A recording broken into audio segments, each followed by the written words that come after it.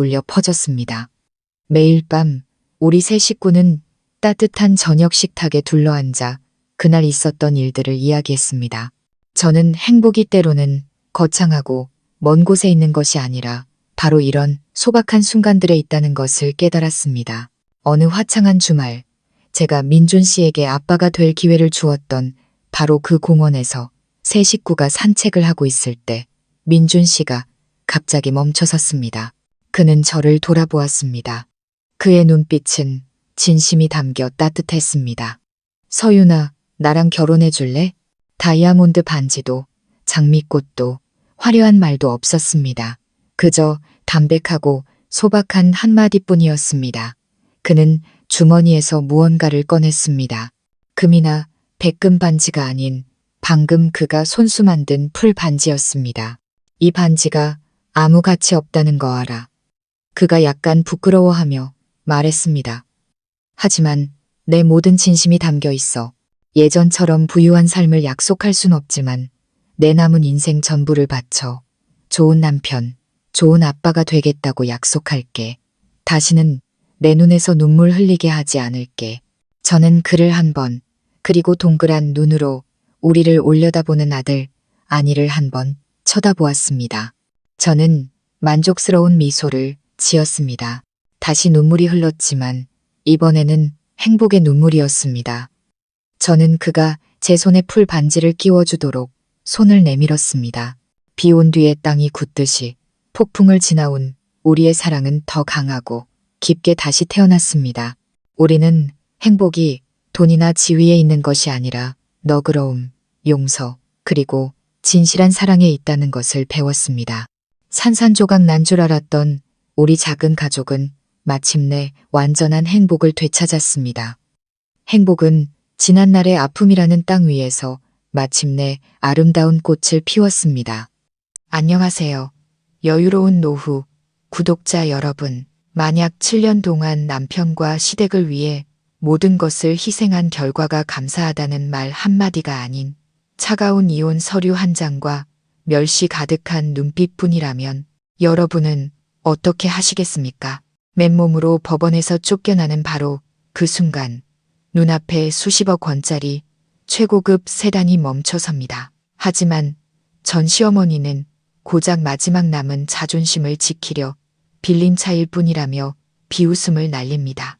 너무나도 가혹한 함정, 뼈아픈 모욕. 하지만 그들은 몰랐습니다. 진짜 연극은 이제 막 시작되었고 이 연극의 작가는 그들이 아니라는 사실을 말입니다. 법정 안에 판사님의 마지막 망치 소리가 울려 퍼졌습니다. 제 7년간의 청춘을 묻어버리는 관의 못을 박는 소리처럼 건조하고 잔인하게 말이죠. 저는 딱딱한 나무 의자에 앉아 망연자실한 채 떨리는 두 손을 무릎 위에 올렸습니다. 제 앞 번쩍이는 테이블 위에는 양측의 서명이 모두 끝난 이혼 결정문이 놓여 있었습니다. 제 목숨과도 같이 사랑했던 남자. 박민준의 서명과 제 서명, 서연우. 무심코 떨어진 눈물방울에 번진 잉크 자국이 선명했습니다. 끝났습니다. 제 젊음과 경력, 지혜를 모두 바쳐 일궈온 결혼 생활이 이제 공식적으로 먼지가 되어 사라졌습니다. 저는 더 이상 그의 아내가 아니었습니다. 저는 더 이상 그 집안의 며느리가 아니었습니다. 저는 이제 아무것도 아니었습니다. 고개를 돌려 옆을 보았습니다. 박민주는 명품 정장을 빼입고 꼿꼿한 자세로 앉아 있었습니다. 그의 얼굴에는 어떤 감정도 담겨 있지 않아 두려울 정도로 차가웠습니다. 그의 눈은 단 한 번도 저를 향하지 않고 앞만 보고 있었습니다. 마치 이 법정에 제가 있다는 사실 자체가 빨리 처리해버려야 할 귀찮은 일인 것처럼 말이죠. 그의 바로 뒤에는 최 여사가 앉아 있었습니다. 제 시어머니, 아니, 이제는 전 시어머님이라고 불러야겠군요. 그녀는 값비싼 와인색 투피스를 차려입고 목에는 굵은 진주 목걸이를 걸고 있었습니다. 정성 들여 한 화장으로도 승리감에 취한 의기양양한 표정은 감춰지지 않았습니다. 그녀는 저를 곁눈질로 쳐다보며 지난 7년간 제가 너무나도 익숙하게 봐왔던 경멸적인 미소를 입가에 띄었습니다. 윗사람이 아랫사람을, 쓸모없는 존재를 내려다보는 듯한 미소였습니다. 이걸로 다 끝났네.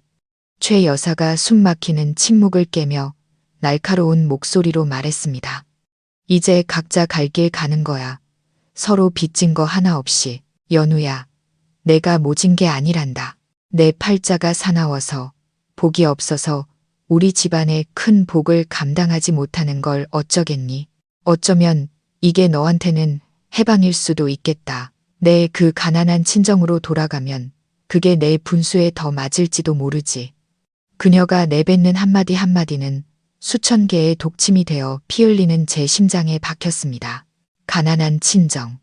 그녀는 평범한 공무원 집안인 저희 가족을 빗대어 말하고 있었습니다. 그들처럼 부유하고 권세 있는 집안이 아니라는 뜻이었죠. 지난 7년간 저는 이런 가시 돋친 말들을 수없이 들어왔지만 오늘처럼 이렇게 공개적인 장소에서처럼 고통스럽고 굴욕적이었던 적은 없었습니다. 저는 울음이 터져 나오는 것을 막기 위해 입술을 피가 나도록 꽉 깨물었습니다. 그들 앞에서 약해질 수는 없었습니다. 그것이 제게 남은 마지막 자존심이었습니다. 저는 민준을 쳐다봤습니다. 그가 무슨 말이든 해주길 바랐습니다. 위로의 말이든 변명이든 하다못해 자기 어머니를 말리는 말이라도 해주길 바랐습니다. 하지만 그는 없었습니다. 그는 살짝 미간을 찌푸리며 거의 속삭이듯 어머니에게 말할 뿐이었습니다. 어머니, 그만하세요. 여기 법원입니다. 그는 저를 감싸줄 생각이 전혀 없었습니다. 그저 자기 어머니가 소란을 피워 자신의 체면을 깎아 먹을까봐 두려워할 뿐이었습니다. 그의 무정함은 최 여사의 100만 마디 모욕보다 더 날카로웠습니다. 저는 심호흡을 하며 마지막 남은 힘을 쥐어짰습니다. 그리고 자리에서 일어섰습니다. 다리가 제 것 같지 않게 휘청거렸습니다. 저는 그들을 더 이상 쳐다보지 않고 묵묵히 법정의 무거운 나무 문을 향해 걸어갔습니다. 한 걸음 한 걸음이 마치 수천 개의 돌덩이를 끄는 것 같았습니다. 7년 전 저도 한 문을 통과했습니다. 환한 미소와 행복한 미래에 대한 믿음을 안고 웨딩카의 문을 열었죠. 7년 후 저는 이 문을 빈손과 산산조각 난 마음으로 나서고 있었습니다. 서울 하늘에 갑자기 비가 쏟아졌습니다. 갑작스럽게 퍼붓는 여름 소나기는 마치 하늘도 제 운명을 슬퍼하며 우는 것 같았습니다. 저는 우산도 없이 법원을 나와 하얗게 쏟아지는 빗속으로 걸어 들어갔습니다. 차가운 빗물이 얼굴을 때렸고 더 이상 참을 수 없었던 뜨거운 눈물과 뒤섞였습니다. 저는 목적 없이 걸었습니다. 어디로 가야 할지, 어디로 돌아가야 할지 몰랐습니다. 한남동의 으리으리한 그 저택은 더 이상 제 집이 아니었습니다. 제 옷과 짐들은 이미 어제 그들에 의해 싸구려 여행 가방 2개에 담겨 밖으로 내던져졌습니다. 이제 이 넓은 서울에서 저는 정말로 갈 곳 없는 신세가 되었습니다. 제가 가장 절망적인 순간을 느끼고 있을 때 부드러운 엔진 소리가 옆에서 들려왔습니다. 지금의 제 세상과는 어울리지 않는 번쩍이는 검은색 마이바흐 한 대가 천천히 다가와 제 앞에 멈춰 섰습니다. 뒷문이 열리고 하얀 장갑을 낀 운전기사 복장의 남자가 내렸습니다. 그는 커다란 검은 우산을 펴들고 제게 다가왔습니다. 그는 공손하게 고개를 숙이며 낮고 따뜻한 목소리로 말했습니다. 서연우님, 차에 타시죠. 사모님께서 기다리고 계십니다. 저는 어리둥절해서 멍하니 서 있었습니다. 어떤 사모님, 누가 이런 시간에 저를 데리러 차를 보냈을까요? 바로 그때 민준과 최 여사도 법원에서 나왔습니다. 눈앞의 광경을 보고 그들 역시 놀라움을 감추지 못했습니다. 하지만 최 여사의 놀라움은 곧 전보다 더 악독한 비웃음으로 바뀌었습니다. 그녀는 팔짱을 끼고 입술을 길게 삐죽이며 저와 주변 사람들이 모두 들을 수 있을 만큼 큰 소리로 말했습니다. 어머, 어머, 꼴의 준비는 해왔나 보네. 창피하니까 어디서 차라도 빌려서 쇼하는 거겠지. 한물간 시골뜨기가 아직도 상류층인 척은. 액츠. 찢어진 가죽으로는 속의 빈 껍데기를 가릴 수 없다더니. 그녀는 민준을 돌아보며 경멸 가득한 말투로 말했습니다. 신경 쓰지 마라. 아들, 우리 모자는 집에 가서 축하 파티나 하자.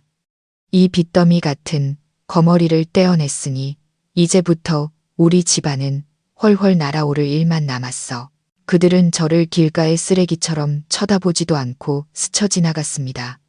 최 여사의 말은 마지막 남은 미련과 환상을 끊어내는 마지막 칼날 같았습니다.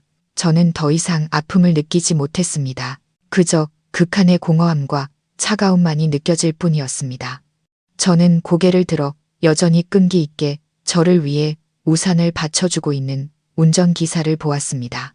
저는 아무 말 없이 조용히 고개를 끄덕이고 차를 향해 걸어갔습니다. 부드럽고 푹신한 가죽 시트에 앉아 차 문이 닫히며 시끄럽고 잔인한 바깥 세상과 저를 완전히 분리시켰습니다. 어두운 차창 너머로 흘끗 보았습니다. 최 여사 모자가 길 건너편에서 택시를 잡으려고 손을 흔들고 있었습니다. 빗속에선 그들의 모습이 참으로 초라하고 작아 보였습니다. 저는 살짝 입꼬리를 올렸습니다. 차가운 미소가 처음으로 제 입술에 떠올랐습니다. 그래요, 당신들의 연극은 끝났지만 내 연극은 이제부터가 진짜 시작이니까. 인생이란 참으로 아이러니합니다. 어떤 사람들은 당신이 어려움에 처한 것을 보고 서둘러 당신을 버립니다. 하지만 그들은 그것이 단지 사람의 본 모습을 벗겨내는 시험에 불과했다는 것을 알지 못합니다. 젊은 아내의 공정함을 되찾기 위한 여정은 어떻게 전개될까요? 과연 뒤에는 어떤 끔찍한 비밀들이 더 기다리고 있을까요? 여러분도 저처럼 궁금하시다면 좋아요와 공유를 누르고 여유로운 노후 채널을 구독하여 이 흥미진진한 이야기의 다음 편을 놓치지 마세요. 마이바흐는 빗물에 흠뻑 젖은 아스팔트 위를 부드럽게 미끄러지며 차가운 법원과 최 여사 모자의 악독한 눈빛을 뒤로했습니다. 저는 차가운 유리창에 머리를 기댄 채 창문에 길게 흘러내리는 빗방울을 보았습니다. 마치 제 심장 속으로 거꾸로 흐르는 눈물 같았습니다. 차 안은 너무나 조용해서 지친 제 심장 박동 소리까지 들리는 듯 했습니다. 모든 것이 꿈만 같았습니다. 도저히 깨어날 수 없는 악몽 같았습니다. 운전기사는 여전히 침묵을 지켰습니다. 그는 어떤 질문도 없이 전문적으로 차를 몰았습니다. 마치 제가 혼란스러운 마음을 정리할 시간이 필요하다는 것을 이해하는 듯 했습니다. 차가 어디로 가는지는 저도 몰랐습니다. 저는 그저 이 순간 제가 믿고 의지할 수 있는 유일한 사람인 어머니의 안파에 따를 뿐이었습니다. 제 마음은 과거로 거슬러 올라가기 시작했습니다. 지나간 7년이라는 기나긴 세월, 야망 넘치던 한 젊은 여성을 헌신적인 아내로, 그리고 결국 시댁 식구들 눈에는 실패자로 만들어버린 시간이었습니다. 7년 전 저는 서연우였습니다. 우수한 성적으로 막 졸업한 미래가 촉망되는 건축가였죠. 저에겐 열정이 있었고 재능이 있었으며 교수님들로부터 극찬을 받은 설계도들이 있었습니다. 저는 언젠가 제 이름을 건 건축회사를 설립하여 저만의 색깔이 담긴 건축물을 만들겠다는 꿈을 꾸었습니다. 그러다 박민준을 만났습니다. 당시 그는 평범한 건설 엔지니어였습니다. 야망은 컸지만 사업을 시작하기에 필요한 자본과 인맥이 부족했죠. 우리는 사랑에 빠졌습니다. 젊음의 뜨겁고 이상적인 사랑이었습니다. 저는 그의 안에서 성공에 대한 결단력과 갈망을 보았고 우리 둘이 힘을 합치면 거대한 제국을 건설할 수 있을 거라고 믿었습니다. 그 사랑 때문에 저는 나중에 돌이켜보면 희생이라고 불러야 할지 어리석음이라고 불러야 할지 모를 결정을 내렸습니다. 저는 제 꿈을 포기했습니다. 대기업에 입사하지도 제 회사를 차리지도 않았습니다. 대신 저는 뒤로 물러나 그림자가 되었습니다. 민준이 막 설립한 작은 건설 회사의 두뇌가 되어 주었죠. 제 전문 지식과 은퇴하신 원로 건축가이신 아버지께서 남겨주신 인맥을 활용하여 저는 민준이 첫 계약을 따낼 수 있도록 도왔습니다. 낮에는 그가 사장이었고 거래처를 만나고 파트너와 미팅하는 사람이었습니다. 밤에는 제가 진짜 일을 하는 사람이었습니다. 저는 수많은 밤을 설계 도와 복잡한 입찰 서류 앞에서 뜬 눈으로 지새웠습니다. 제가 전략을 세웠고 최적의 시공 방법을 찾았으며 공사의 가장 까다로운 문제들을 해결했습니다. 회사의 모든 성공, 파트너들의 모든 칭찬은 그가 모두 가져갔습니다. 저는 그저 어둠 속에서 조용히 미소 지을 뿐이었습니다. 사랑하는 남자의 미래를 만드는데 기여하고 있다는 생각에 행복했습니다. 저는 단 한 번도 제 이름을 내세우거나 공을 주장한 적이 없습니다. 그저 그의 사랑과 존중만 있으면 충분했습니다. 그리고 우리는 결혼했습니다. 우리 결혼식은 5성급 호텔에서 매우 성대하게 열렸습니다. 민준이 그렇게 원했습니다. 그는 박민준 사장의 아내는 가장 화려한 결혼식을 올려야 해 라고 말했습니다. 당시 저는 행복에 취해 고개를 끄덕이기만 했습니다. 저는 그 중요한 날을 똑똑히 기억합니다. 순백의 웨딩드레스를 입고 민준의 손을 잡고 모든 사람의 축복 속에 식장으로 들어섰습니다. 아버지가 일찍 돌아가신 후 홀로 저를 강하고 현명하게 키워주신 어머니 김 여사님. 그날 어머니는 저를 보며 기쁨과 함께 약간의 불안감이 섞인 눈빛을 하셨습니다. 예식을 진행하며 양가에서 예물을 교환할 때 어머니는 모든 하객, 특히 시댁 식구들을 깜짝 놀라게 할 만한 일을 하셨습니다. 어머니는 제게 금은 보화를 주지 않으셨습니다. 어머니는 저와 민준의 손에 열쇠 하나와 두꺼운 표지로 제본된 서류철 하나를 쥐어주셨습니다. 어머니는 또렷하고 위험 있는 목소리로 말씀하셨습니다. 엄마가 가진 건 많지 않지만 여기 한남동에 있는 이 집을 두 사람의 행복을 위한 선물로 주마. 이 집이 두 사람이 함께 굳건한 미래를 만들어갈 진정한 보금자리가 되기를 바란다. 식장 전체가 놀라움으로 술렁였습니다. 최 여사와 민주는 눈을 번쩍이며 기쁨을 감추지 못했습니다. 서울의 노른자 땅에 있는 고급 주택. 그들이 평생 꿈에서도 보지 못할 재산이었습니다. 하지만 민준에게 열쇠를 건넨 후 어머니는 저를 따로 구석으로 데려가셨습니다. 어머니는 제 손을 꼭 잡고 제 눈을 깊이 들여다보며 작지만 의미심장한 목소리로 말씀하셨습니다. 연우야, 엄마가 두 사람에게 보금자리를 주었지만 그건 내 남편이 너를 소중히 여길 때만이 진정으로 내 것이 되는 거란다. 사랑은 사람의 눈을 멀게 할 수 있지만 재산 관계는 분명해야 한다. 엄마가 준비한 이 계약서를 잘 읽어보고 아주 안전한 곳에 보관하렴. 그리고 오늘 엄마가 한 말을 절대로 잊지 마라. 그때 제 머릿속은 행복감에 취해 있었습니다. 저는 그저 어머니가 너무 앞서 걱정하신다고, 아직 민준을 완전히 믿지 못하신다고 생각했습니다. 저는 그저 웃으며 건성으로 대답했습니다. 네, 엄마. 알았어요. 민준 씨는 저를 아주 많이 사랑해요. 걱정 마세요. 저는 그 계약서를 자세히 읽지 않았습니다. 대충 훑어보고 다른 중요한 서류들과 함께 금고에 넣어두고는 어머니의 당부를 금방 잊어버렸습니다. 저는 몰랐습니다. 그날 저의 그 무심함과 맹목적인 믿음이 저를 벼랑 끝으로 몰고 갈 뻔했다는 것을, 그리고 그저 불필요하게만 여겨졌던 어머니의 당부가 훗날 폭풍 속에서 저를 구해줄 유일한 구명보트가 될 줄은 말입니다. 차는 제가 쫓겨난 집 못지않게 호화로운 또 다른 하얀색 저택 앞에 멈췄습니다. 바로 어머니의 집이었습니다. 철문이 천천히 열렸습니다. 운전기사는 여전히 공손한 태도로 차문을 열어주고 저를 위해 우산을 씌워주었습니다.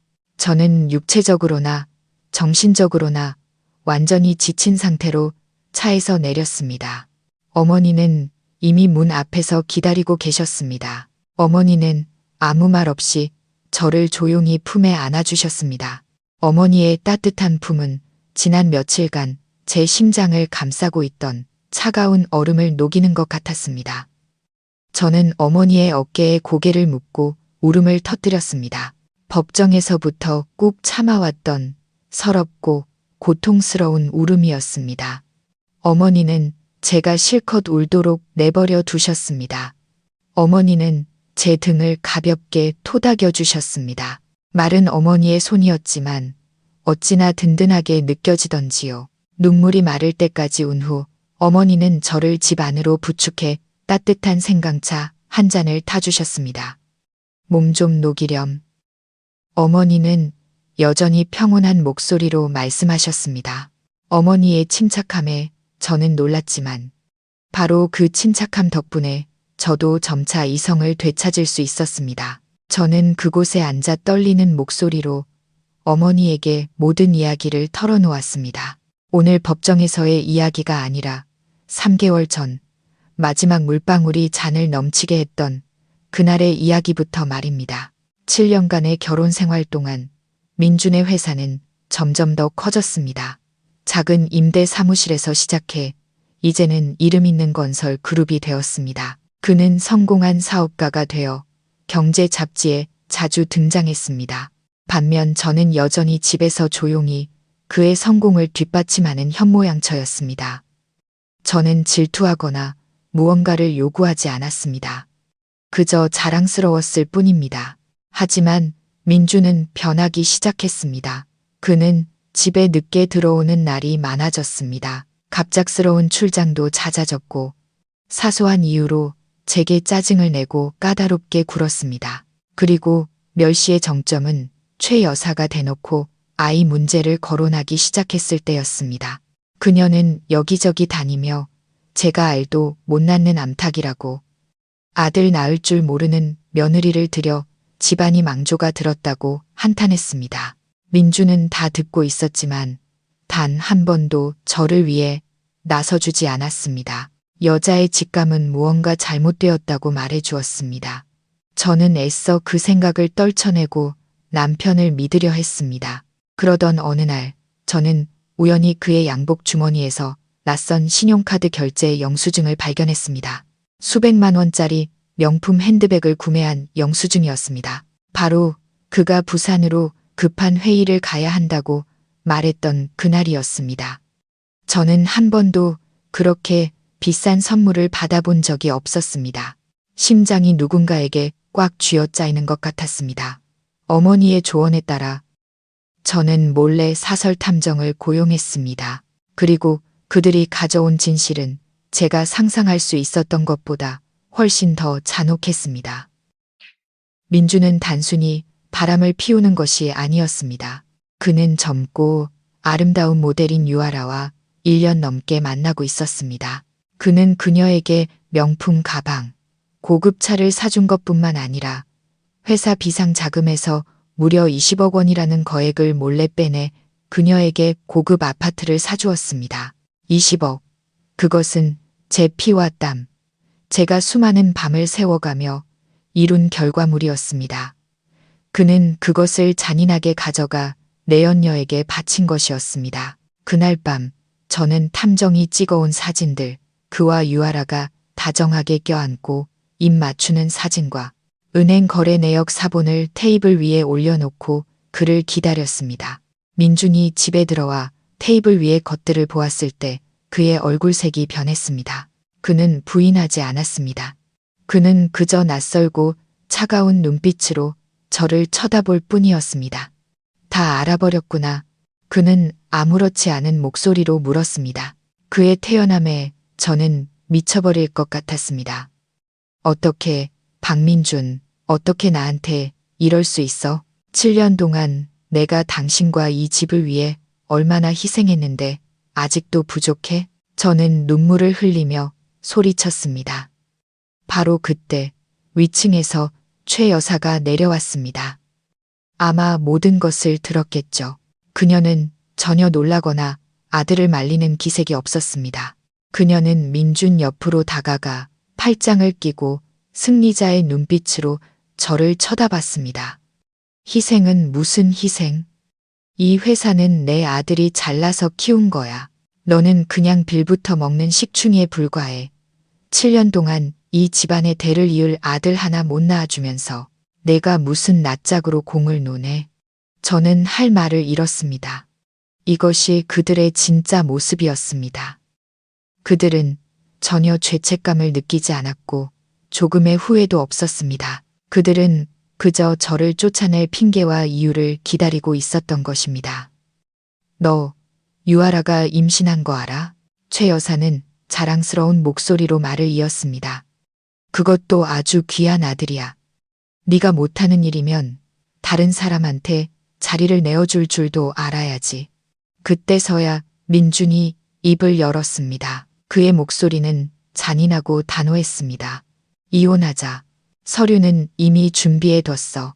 여기에 서명하면 조용히 떠날 수 있게. 위자료는 조금 챙겨줄게. 이 집은 결혼 기간 중에 형성된 재산이니까 법대로 절반씩 나누면 될 거야. 그들은 모든 것을 계산해 두었습니다. 그들은 이 집이 공동재산이라고 확신했습니다. 그들은 그것을 이용해 저를 내쫓고 자유와 재산의 절반을 동시에 얻으려 했습니다. 그들은 모든 패를 보여주며 저를 궁지로 몰아넣었고 저처럼 약한 여자는 운명을 받아들이는 것 외에 다른 방법이 없을 거라고 확신했습니다. 하지만 그들은 틀렸습니다. 그들은 가장 강력한 히든카드가 제 손에 있다는 것을 몰랐습니다. 저는 어머니의 고급스러운 거실에 앉아 있었습니다. 손에 든 생강차는 어느새 식어버렸지만 저는 알아채지 못했습니다. 제가 방금 털어놓은 고통스러운 이야기가 무겁고 숨막히는 공기 중에 여전히 떠다니는 것 같았습니다. 저는 속마음을 털어놓으면 좀 더 가벼워질 거라고 생각했습니다. 하지만 아니었습니다. 시댁 식구들의 진짜 모습에 대한 잔인한 진실은 제 안의 절망을 더욱 깊게 만들 뿐이었습니다. 그들은 모든 것을 계획했습니다. 그들은 저를 체스판 위에 졸로 사용 가치가 다해 가차 없이 버려질 도구로 여겼습니다. 이제 그들은 남편의 내연녀에게 바치기 위해 제가 가진 유일한 권리인 보금자리의 절반마저 빼앗으려 하고 있었습니다. 저는 정말로 진 걸까요? 저는 하룻밤 사이에 사랑, 경력, 그리고 집까지 모든 것을 잃어버린 걸까요? 저는 눈물 어린 눈으로 어머니를 보며 힘없이 말했습니다. 엄마, 이제 어떻게 해야 해요? 저는 정말 아무것도 남지 않았어요. 그 사람들이 집을 절반으로 나누자고 해요. 저를 길거리로 내쫓을 거예요. 저는 이제 얼굴을 들고 다닐 수가 없어요. 저는 어머니가 저를 품에 안고 위로해 주실 거라고 비참한 제 운명을 함께 슬퍼하며 울어주실 거라고 생각했습니다. 하지만 아니었습니다. 어머니는 그저 조용히 저를 바라보셨습니다. 어머니의 눈에는 조금의 당황이나 연민도 없었습니다. 오히려 그 예리한 눈빛 속에는 이상할 정도로 침착함이 서려 있었습니다. 모든 것을 예상한 사람의 침착함이었습니다. 어머니는 찻잔을 테이블 위에 내려놓으셨습니다. 가볍지만 힘있는 탁 소리가 났습니다. 누가 너한테 아무것도 남지 않았다고 하더냐. 어머니의 목소리는 조금의 약함도 없이 단호했습니다. 누가 너한테 지금 무너지라고 허락했지. 연우야, 엄마를 보렴. 저는 고개를 들어 어머니의 굳건한 눈빛과 마주했습니다. 그 눈빛은 마치 보이지 않는 힘으로 저를 비탄의 대서 끌어내는 것 같았습니다. 너한테는 아직 엄마가 있잖니. 그리고 더 중요한 건 네가 잊고 있던 가장 강력한 무기가 아직 내게 남아있다는 거다. 무기요. 저는 어머니가 무슨 말씀을 하시는지 이해하지 못해 어리둥절했습니다. 제 머릿속은 온통 뒤죽박죽이었습니다. 그들에게 맞설 만한 것이 제게 남아있다고는 생각조차 할 수 없었습니다. 어머니는 바로 대답하지 않으셨습니다. 어머니는 일어나 방구석에 있는 고풍스러운 자개장으로 걸어가셨습니다. 서랍을 열고 소중하게 보관된 검은색 깨칠 상자를 꺼내셨습니다. 어머니는 상자를 테이블 위에 올려놓고 자물쇠를 열어 세월의 흔적으로 빛이 바랜 서류철을 꺼내셨습니다. 이거 기억나니? 어머니는 서류철을 제 쪽으로 밀어주셨습니다. 저는 표지를 보았습니다. 부동산 증여 계약서라는 글자가 눈에 들어왔습니다. 심장이 쿵 내려앉았습니다. 이것은 결혼식 날 어머니가 우리에게 주셨던 그 집 증여 계약서였습니다. 제 몫의 계약서는 시댁 금고에 넣어뒀는데 어머니께서 사본을 가지고 계실 줄은 몰랐습니다. 저는 약간 떨리는 손으로 서류철을 집어들었습니다. 어머니의 목소리가 귓가에 차분하고 또렷하게 울렸습니다. 7년 전 이 선물을 주면서 엄마가 너에게 아주 꼼꼼히 읽어보라고 말했었지. 하지만 그때 너는 행복에 취해 신경 쓰지 않았어. 이제 다시 읽어보렴. 한 글자도 빼놓지 말고 아주 자세히. 저는 한 장, 한 장 종이를 넘겼습니다. 건조한 조항들과 숫자들. 저는 재산 정보, 증여자, 수증자에 대한 부분을 훑어보았습니다. 모든 것이 평범해 보였습니다. 그러다 계약서 말미에 작은 글씨로 인쇄된 한 조항에서 멈췄습니다.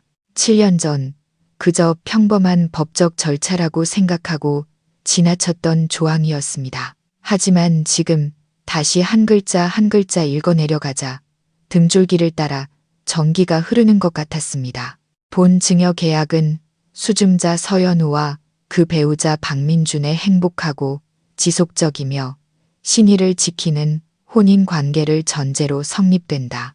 만일 배우자인 박민준이 외도, 혼외자 출산, 폭행, 유기 등 혼인 관계의 신의를 중대하게 위반하여 수증자 서연우의 행복과 정신에 해를 가하는 경우 본 계약의 전제 조건은 소멸된 것으로 간주한다. 이 경우 증여된 부동산 전체는 수증자 서연우의 단독 소유 재산으로 귀속된다. 저는 그 조항을 몇 번이고 다시 읽었습니다. 눈을 크게 뜨고도 제가 보고 있는 것을 믿을 수가 없었습니다. 한 글자 한 글자가 명확하고 빈틈없었으며 어떤 법적 허점도 없었습니다. 온몸이 떨려왔습니다. 하지만 이번에는 두려움 때문이 아니었습니다. 극한의 흥분과 경이로움 때문이었습니다. 저는 고개를 들어 어머니를 보았지만 목이 메어 말이 나오지 않았습니다. 엄마, 어떻게? 어머니는 희미하게 미소 지으셨습니다. 슬픔과 자부심이 섞인 미소였습니다. 엄마도 여자니까, 연우야. 엄마도 인생의 풍파를 겪어봤고 사람 마음을 내 생각보다 더 잘 안단다. 엄마는 달콤한 사랑의 맹세는 믿지 않아. 오직 흰 종이에 검은 글씨로 쓰인 것만 믿지.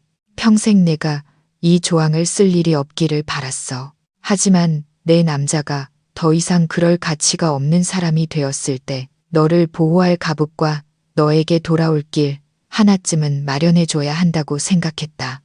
어머니의 말씀에 저는 눈물을 터뜨렸습니다. 하지만 이번에는 감사와 벅찬 감동의 눈물이었습니다.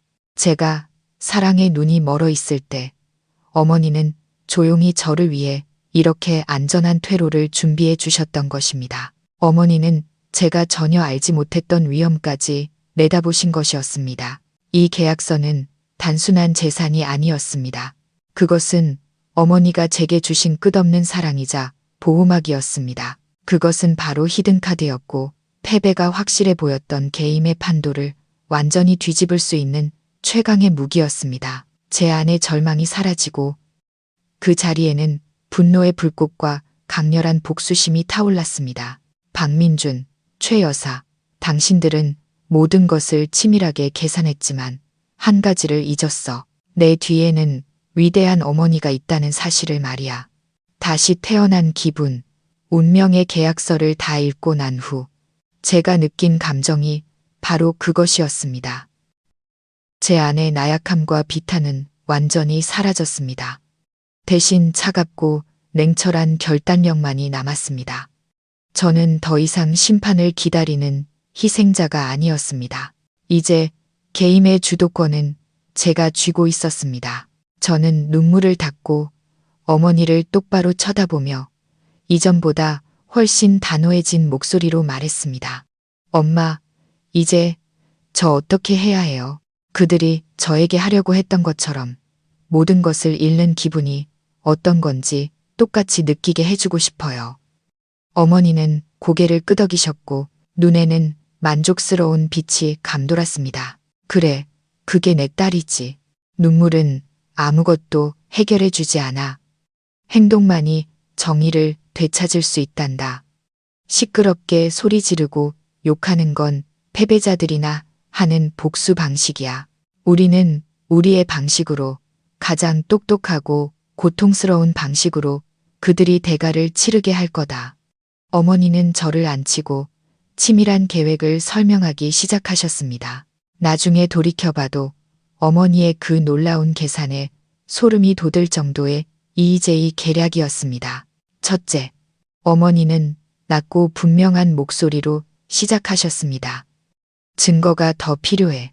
내가 가진 사진들은 그가 바람피웠다는 것만 증명할 뿐이야. 계약 조항을 확실하게 발동시키려면 그들이 반박할 수 없는 증거, 그들의 변호사가 뒤집을 수 없는 증거가 필요해. 영상, 녹취, 그리고 그가 회사 돈, 내 피와 땀이 섞인 돈으로 내연녀를 먹여 살렸다는 증거가 있어야 해. 이 일은 엄마에게 맡기렴. 며칠 안에 그 모든 걸 구해줄 수 있는 인맥이 있단다. 둘째, 그리고 가장 중요한 것. 어머니는 날카로운 눈빛으로 저를 보셨습니다. 너는 연기를 해야 해. 완벽한 연기를. 지금 이 순간부터 너는 완전히 무너지고 길을 잃고 패배했다고 믿는 비련의 아내가 되어야 한다. 박민준과 그 가족들이 네가 운명을 받아들이고 빈손으로 떠나는 것에 동의했다고 믿게 만들어야 해. 저는 어머니의 의도를 완전히 이해하지 못하고 미간을 찌푸렸습니다. 왜 그렇게 해야 해요? 그냥 바로 증거를 터뜨리고 집을 되찾으면 안 되나요? 어머니는 가볍게 고개를 저으셨습니다. 넌 너무 순진하구나. 지금 그렇게 하면 그들은 집만 잃게 될 거야.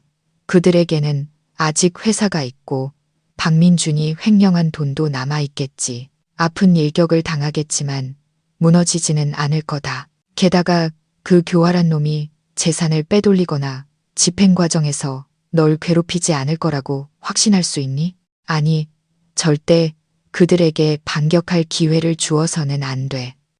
어머니는 잠시 말을 멈추고 이어가셨습니다. 한마디 한마디가 제 머릿속에 깊이 새겨졌습니다.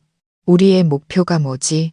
그들이 모든 것을 잃게 만드는 거야. 그러려면 그들이 승리의 도취에 잠들게 놔둬야 해. 완전히 방심하게 만들어야 한다. 내가 불쌍하게 보일수록 그들은 더 의기양양해지고 널 무시할 거야. 그리고 여우가 너무 자만하면 자기도 모르게 덫에 걸려들게 되지. 내가 연기하는 동안 엄마와 변호사는 조용히 법적 절차를 진행할 거다. 계약 조항을 발동시키고 더 중요한 건 어머니는 저를 보며 차가운 미소를 지으셨습니다. 그 집을 팔아버릴 거다. 집을 팔아요.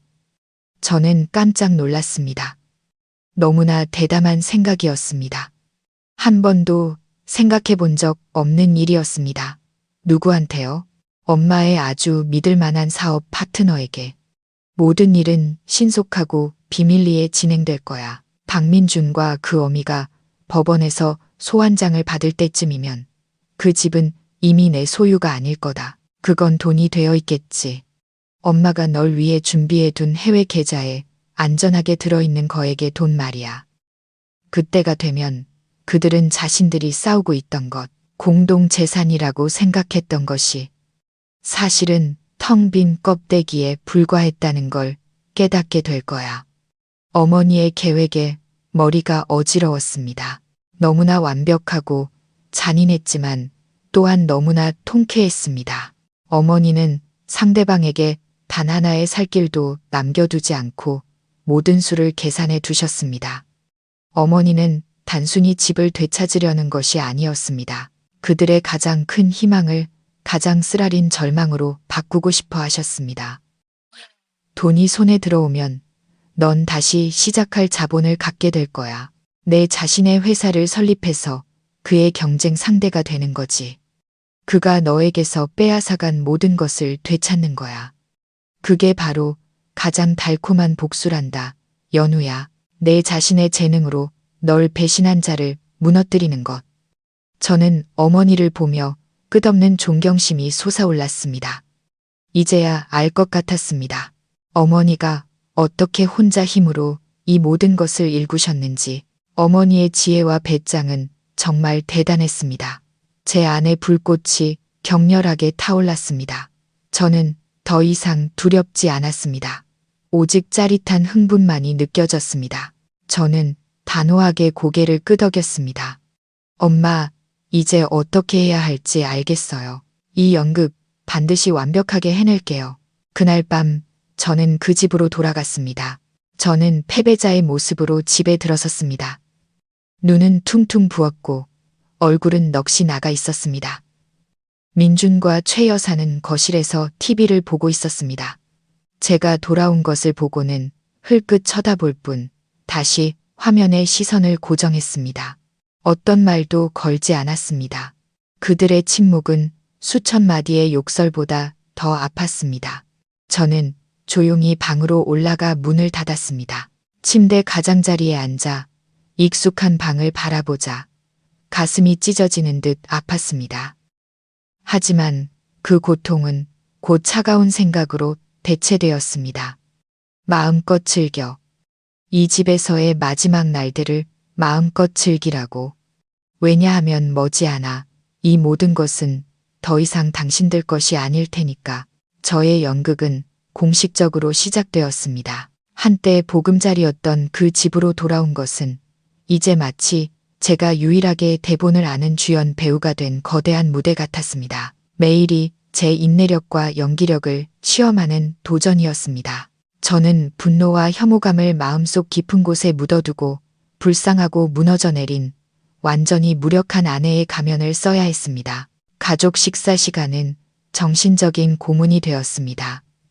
저는 거기 앉아 조용히 밥을 입에 넣으며 목구멍에서 느껴지는 씁쓸한 음식을 억지로 삼켰습니다. 최 여사는 끊임없이 비꼬는 말을 했고 모든 말은 제 상처를 후벼 파기 위한 것이었습니다. 채채, 애도 못 낳는 주제에 일머리도 없으니 정말 쓸모없는 것. 내 아들이 현명해서 일찍 정리했으니 망정이지. 안 그랬으면 언젠가 저것 때문에 같이 진흙탕에 빠졌을 거야. 민주는 침묵했습니다. 그는 어머니의 말에 동조하지는 않았지만 말리지도 않았습니다. 그의 침묵은 가장 잔인한 동이었습니다. 그는 가끔 제 그릇에 반찬을 덜어주며 공허한 위로의 말을 건넸습니다. 힘들어도 밥은 챙겨 먹어. 예전 같았으면 그 행동에 마음이 따뜻해졌을지도 모르지만 지금은 그저 역겨울 뿐이었습니다. 제가 집에서 필사적으로 연기하는 동안 밖에서는 어머니가 가동시킨 기계가 효율적이고 조용하게 움직이고 있었습니다. 어머니는 서울에서 가장 평판 좋고 입이 무거운 사설 탐정 회사에 연락하셨습니다. 그들은 전문적이고 매우 비밀스러웠습니다. 그들은 민준과 유아라를 24시간 내내 따라다니며 그 불륜 커플의 모든 행적을 기록했습니다. 불과 사흘 후 어머니의 사람이 제게 작은 USB 하나를 가져다 주었습니다. 내게 필요한 모든 것이 이 안에 있단다. 어머니는 평온한 목소리로 말씀하셨지만 눈에는 차가운 빛이 번뜩였습니다.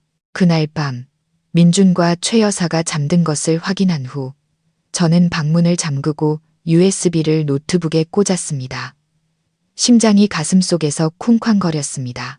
다시 한번 제 마음을 찢어 놓을 장면들을 마주해야 한다는 것을 알았지만 봐야만 했습니다. 그들의 배신을 제 눈으로 직접 목격해야만 고통을 힘으로 바꿀 수 있었습니다. 첫 번째 폴더는 사진이었습니다. 수백 장의 사진이 나타났습니다. 잔인할 정도로 선명하고 또렷했습니다. 민준과 유아라가 5성급 호텔에서 손을 잡고 나오는 장면. 그들의 미소는 만족감으로 빛났습니다. 민준이 그녀를 위해 차문을 열어주고 쇼핑몰 주차장 한가운데서 그녀의 뺨에 입을 맞추는 장면. 그들이 함께 그가 제 돈으로 사준 고급 아파트의 가구를 고르는 장면이었습니다. 그는 뒤에서 유아라의 허리를 감싸 안고 그녀의 어깨에 턱을 기댄 채 소파를 보고 있었습니다. 그들은 마치 새로운 보금자리를 꾸미는 행복한 신혼부부처럼 보였습니다. 그리고 다음 사진들을 보고 저는 비명이 터져 나오지 않도록 손으로 입을 막아야 했습니다. 그들은 산부인과 진료실에 있었습니다. 유아라는 의자에 앉아 초음파 사진을 들고 있었고 민주는 그 옆에 무릎을 꿇고 그녀의 살짝 부른 배에 귀를 대고 있었습니다. 그의 얼굴에는 지난 7년간 제가 한 번도 본 적 없는 행복이 가득했습니다. 저는 한 장 한 장 사진을 넘기며 조용히 눈물을 흘렸습니다. 고통스러웠습니다. 하지만 더 이상 놀라움의 고통이 아니었습니다. 확인 사살의 고통이었습니다. 이 남자에 대한 마지막 환상이 완전히 무너졌습니다. 그는 저를 배신했을 뿐만 아니라 우리가 함께했던 모든 것을 짓밟았습니다. 저는 심호흡을 하고 눈물을 닦은 후 두 번째 폴더를 열었습니다. 영상. 짧은 클립 하나가 나타났습니다. 배경은 고급 레스토랑이었습니다. 아마 무언가를 축하하는 자리 같았습니다. 민준과 유아라는 마주 앉아 있었고 반짝이는 촛불이 그들의 얼굴을 비추었습니다. 영상의 소리는 꽤 선명했습니다. 오빠, 그 늙은 아줌마랑은 언제 이혼 정리돼? 유아라의 목소리는 애교가 넘쳤습니다. 이렇게 몰래 만나는 거 이제 지겨워. 민주는 그녀의 손을 잡으며 다정한 목소리로 말했습니다. 곧 끝나 자기야. 지금 계속 압박하고 있어. 그 여자 약하고 뒤를 봐줄 사람도 없어서 몇 마디 겁주면 바로 쫄거든. 그 집 절반만 챙겨서 나오면 한 푼도 안 쥐어주고 길바닥으로 내쫓을 거야. 그때 오빠가 자기랑 우리 아기한테 당당한 이름 주고 그 여자보다 100배는 더 큰 결혼식 올려줄게. 정말 약속하는 거지? 유아라는 기뻐하며 웃었습니다. 난 오빠 믿어. 오빠는 정말 내 최고의 남자야. 저는 재생 버튼을 멈췄습니다. 온몸이 차갑게 식었습니다. 늙은 아줌마, 약해 빠진 여자. 길바닥으로 내쫓을 거야. 이것이 제가 온 마음을 다해 사랑했던 남편이 저를 두고 한 말이었습니다. 이 영상과 사진들은 이미 차고 넘쳤습니다. 이것은 단순한 외도의 증거가 아니었습니다. 재산을 빼앗으려는 음모와 저에 대한 인격 모독의 증거였습니다. 어머니의 계약서 속 7.3조항은 공식적으로 발동되었습니다. 다음 날 아침, 저는 이 USB를 어머니가 소개해 주신 변호사 사무실로 가져갔습니다. 중년의 위험 있는 변호사, 안 변호사님은 모든 증거를 검토한 후 단호하게 고개를 끄덕였습니다. 서연우 씨, 이 증거들이라면 박민준 씨의 계약 위반 행위를 증명하기에 충분한 법적 근거가 됩니다. 저택에 대한 단독 소유권을 온전히 주장할 수 있습니다. 이후의 모든 절차는 저희가 즉시 진행하겠습니다. 그렇게 정의의 톱니바퀴는 조용하지만 멈출 수 없이 굴러가기 시작했습니다. 저는 집으로 돌아와 제 역할을 계속했습니다. 하지만 마음속에는 더 이상 어떤 파문도 일지 않았습니다. 저는 그저 의기양양해 있는 그들이 불쌍할 뿐이었습니다. 그들은 침몰 직전의 배 위에서 술에 취해 축제를 벌이고 있다는 사실을 전혀 알지 못했습니다. 다음 며칠 동안 제 연기력은 최고조에 달했습니다. 밖에서는 안 변호사님과 그의 팀이 쉴 새 없이 일하며 법원에 소송을 제기하고 관계기관에 연락하여 저의 단독 소유권을 확인하는 동안 집에서는 완전히 다른 사람이 되어야 했습니다. 저는 우울하고 말수가 적어졌으며 온종일 방에만 틀어박혀 있었습니다. 밥을 거르고 체중이 눈에 띄게 줄었으며 눈은 항상 못하고 눈물이 그렁그렁했습니다. 저는 일부러 민준과 최 여사에게 제 가장 비참한 모습을 보여주었습니다. 그리고 어머니의 예상대로 그들은 제가 무너지는 모습을 볼수록 더 기뻐하고 경계심을 풀었습니다. 저 꼴 좀 봐. 저는 우연히 최 여사가 아래층에서 민준에게 하는 말을 들었습니다. 산송장 같네. 남편 잃고 돈 잃을 생각하니 저렇게 되는구나. 저렇게 약해 빠진 여자가 무슨 큰 일을 하겠어. 저대로 놔도 빨리 도장이나 찍게 하는 게 좋겠어. 그들은 저를 더욱 거세게 압박하기 시작했습니다. 민주는 매일 그의 변호사가 작성한 이혼 합의서를 테이블 위에 올려놓으며 더 이상 참을성 없는 목소리로 말했습니다. 서명해, 연우야. 질질 끌어봤자 소용없어. 서명하면 위자료는 챙겨줄게. 마지막 정이라고 생각해. 그거 가지고 시골 내려가서 새 인생 시작해. 저는 그 서류를 보며 다시 눈물을 흘리기 시작했습니다. 이번에는 연기할 필요가 없었습니다. 고통은 진짜였지만 눈물의 이유는 달라졌습니다. 제 자신의 어리석음과 눈앞의 남자의 잔인함에 대한 눈물이었습니다. 저는 고개를 저으며 흐느끼는 목소리로 말했습니다. 서명 못해. 당신을 잃을 수는 없어. 민준 씨. 제발 시간을 좀 더 줘요. 내가 바꿀게. 약속할게. 당신이 원하는 건 뭐든지 할 테니 제발 나를 버리지 말아줘. 저는 무릎을 꿇고 그의 다리를 붙잡고 애처롭게 애원했습니다. 저는 제 자존심을 바닥까지 끌어내리며 제 스스로도 역겨움을 느낄 만큼 비련의 연기를 펼쳤습니다. 제 태도의 민주는 짜증을 내면서도 한편으로는 더이양양한 표정이었습니다.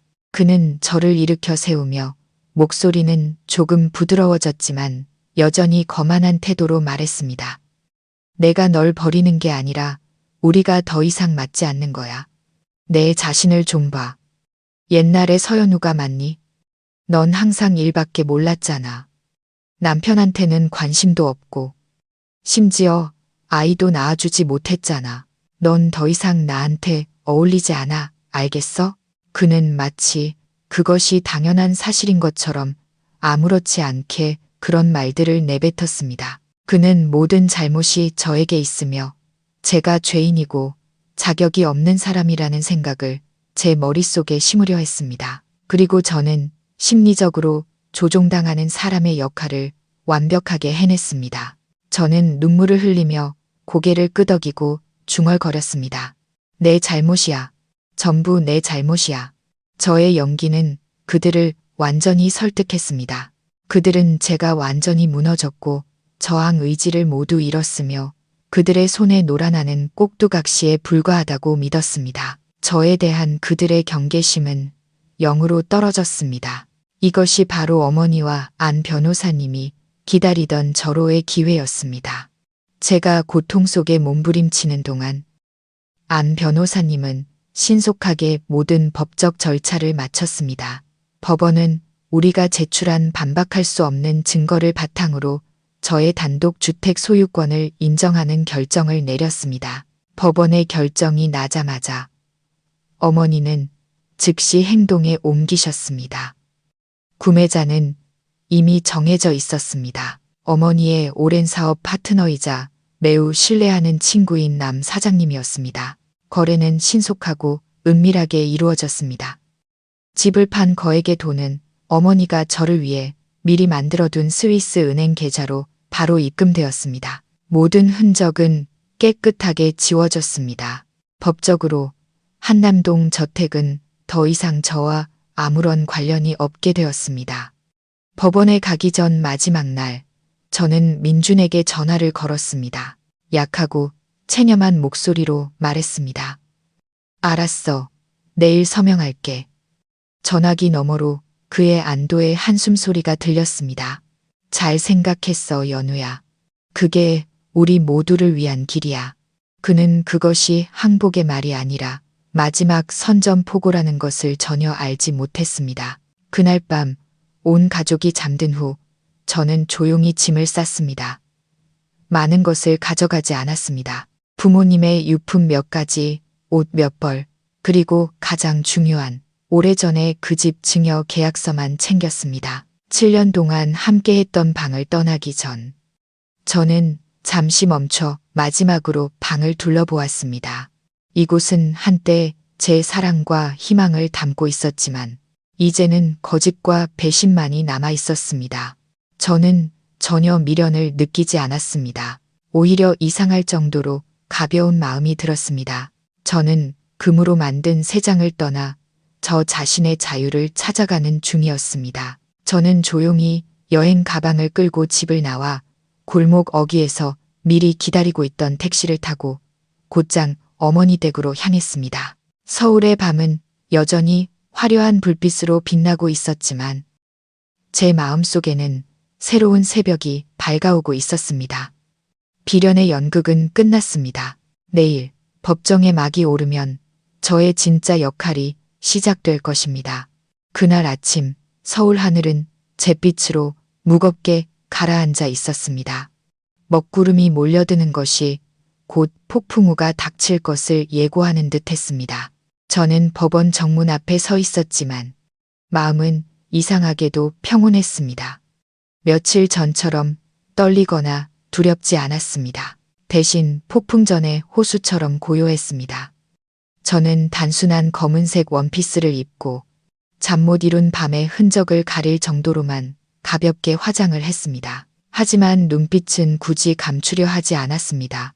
피곤하고 슬픈 기색을 그대로 두었습니다. 그것이 제 연기를 위한 마지막 소품이었습니다. 어머니는 함께 오지 않으셨습니다. 어머니는 이것이 저 혼자만의 싸움이며 제 스스로 끝내야 한다고 말씀하셨습니다. 하지만 저는 어머니와 든든한 지원팀이 뒤에서 저를 지켜보고 응원하고 있다는 것을 알았습니다. 제가 일부러 부른 평범한 택시에서 내리자마자 고급스러운 아우디 한 대가 멈춰 섰습니다. 차 문이 열리고 박민준이 내렸고 그 뒤를 최 여사가 따랐습니다. 그는 오늘 비싼 네이비색 정장을 입고 머리에는 포마드를 발라 번쩍였습니다. 이혼을 앞둔 사람이라기보다는 결혼식장에 들어서는 신랑 같았습니다. 최 여사는 여전히 화려하고 촌스러운 보라색 한복 스타일의 옷을 입고 온몸에 번쩍이는 금 장신구를 주렁주렁 달고 있었습니다.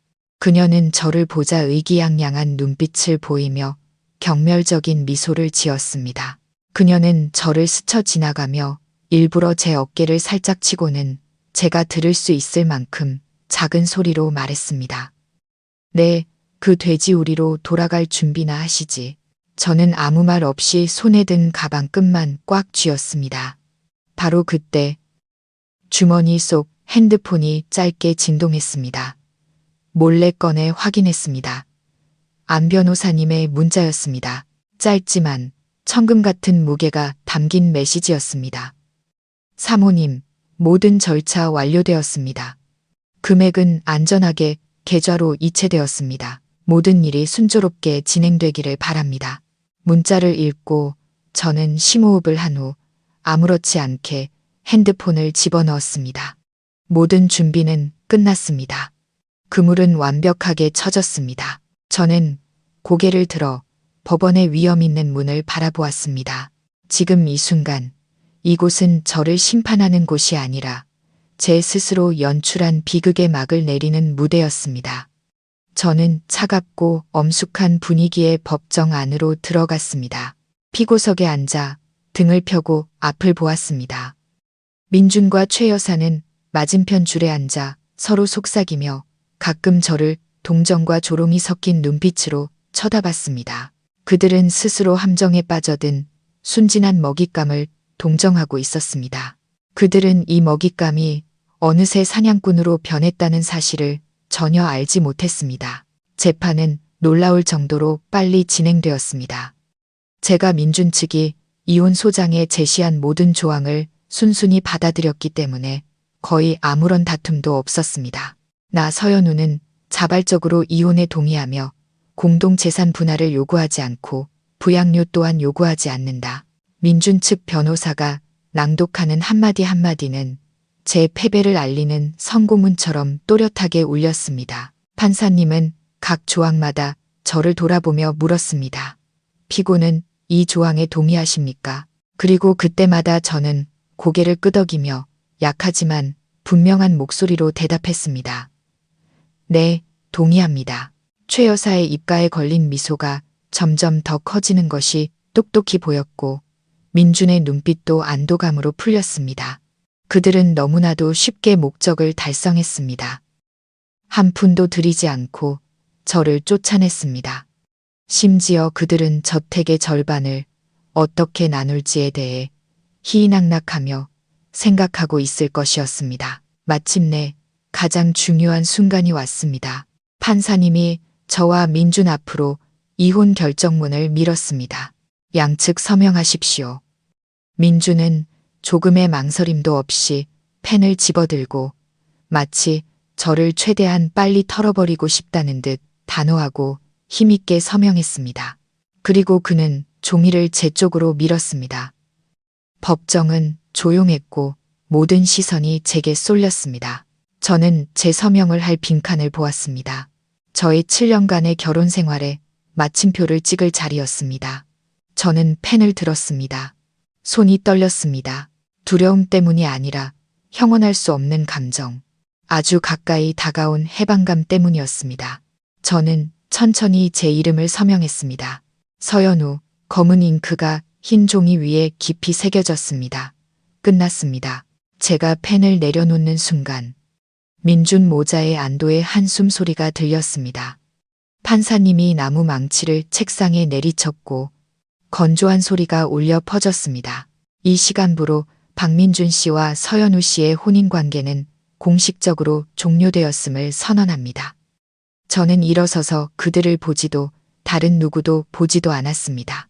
판사님께 고개 숙여 인사한 후 몸을 돌려 걸어 나왔습니다. 그들 모자가 앉은 줄을 지나갈 때 최 여사가 아들에게 속삭이는 소리를 들을 수 있었습니다.